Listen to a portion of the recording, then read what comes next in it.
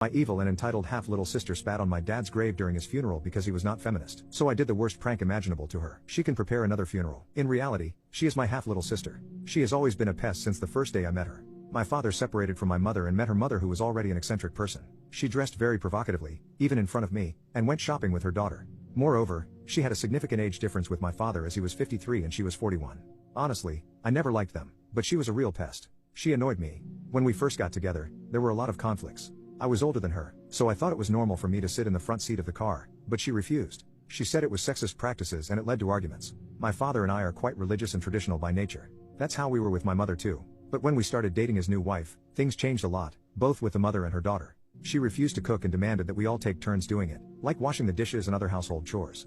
Strangely, she didn't want to mow the lawn or do any DIY work, which I found quite strange. They were always together. I think she was taking advantage of my father. Sometimes my father would rebel and say it wasn't normal, that if she refused to take care of household chores, she should at least work or do something. But then, my stepmother would insult him and call him misogynistic. She would say that he was old-fashioned and supported the patriarchal system. My father probably never recovered from his breakup with his previous wife. We sometimes had family dinners where my grandfather, my father, me, my stepmother, my little sister, and her grandmother were present. Apparently, my stepmother no longer got along with her father, whom she had disowned. My grandfather would sometimes make very edgy jokes that didn't go down well with their side of the family. My father and I would sometimes laugh, but it earned us some very disapproving looks. We were in the midst of the COVID period and we were in a country where it was very neglected and poorly managed. We still decided to stop having these family dinners. Unfortunately, my father left the world. He left maybe 4 months after being diagnosed with liver cancer. I saw him agonize on the hospital bed.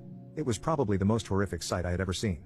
At that moment, I realized that neither my stepdaughter nor my stepmother had visited him at all. Some time later, we had to bury him. I had to go live with my mother. Everyone was there at the funeral: my mother, my stepmother and her horrible daughter, my grandparents, and of course, even my sister's grandmother. I saw my half-little sister on her cell phone.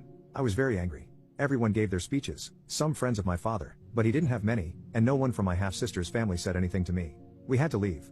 I was very angry. I went to see my little sister and asked her why she behaved that way. You can now check if there's a part 2 by clicking on share and more. My evil and entitled half-little sister spat on my dad's grave during his funeral because he was not feminist. So I did the worst prank imaginable to her. She can prepare another funeral. She told me clearly, "Leave me alone. I don't care about your father. We all don't care. Besides, he's passed and honestly, it's for the best. He was a backward person, with nauseating ideas. Look what I'm doing to him." And then, she spat on his gravestone before looking me straight in the eyes. I jumped on her, but the guests stopped me. I went back to my mother's house shortly after.